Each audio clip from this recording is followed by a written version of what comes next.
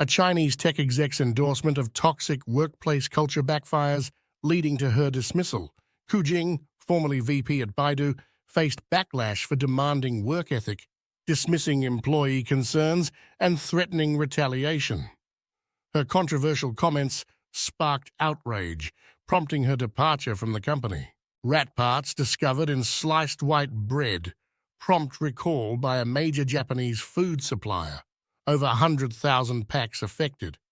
The incident adds to a series of food safety issues in Japan. A 30-year study links ultra-processed foods to early death risk.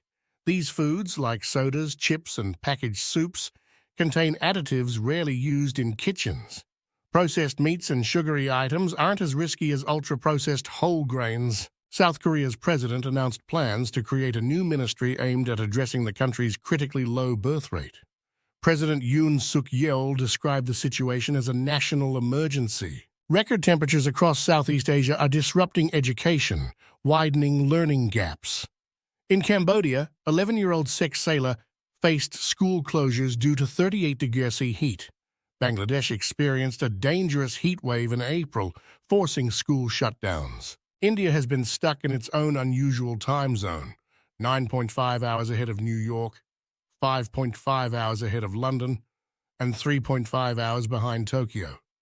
This 30-minute gap is shared by a few other regions like Iran, Myanmar, and parts of Australia, but India stands out as an unexpected outlier. Despite spanning what would typically be two time zones, India retains its unique clock settings rooted in its colonial past. Brazil faces devastating floods with a death toll of 107, leaving over 1 million affected and many displaced. Social unrest accompanies the chaos, with looting and arrests reported. Officials warn against returning home due to expected heavy rains. El Niño and global warming contribute to the extreme weather. Robert F. Kennedy Jr. shared with the New York Times his health struggles, attributing them to a worm entering his brain and dying. CNN's Dr. Sanjay Gupta sheds light on this concerning issue. Apple has issued an apology for its recent iPad Pro advertisement, acknowledging that it missed the mark with the video.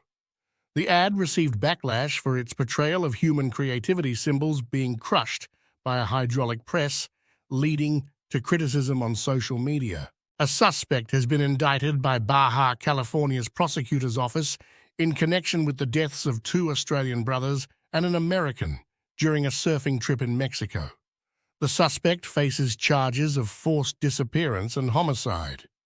The bodies of Jake and Callum Robinson, along with their friend Jack Carter Road, were discovered in a well with gunshot wounds to the head. In Ukraine, a new law allows certain prisoners with less than 3 years left of their original sentences to apply for early parole and join the army to bolster Kyiv's forces against the Russian invasion.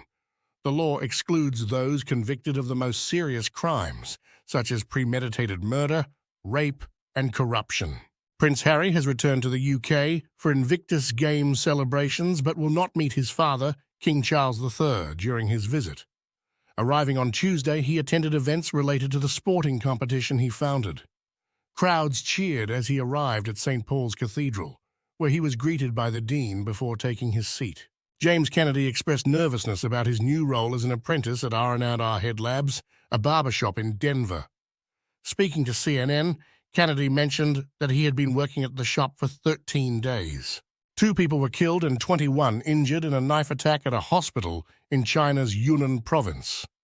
The assailant, a 40-year-old man, was arrested, but authorities are still investigating the motive behind the attack.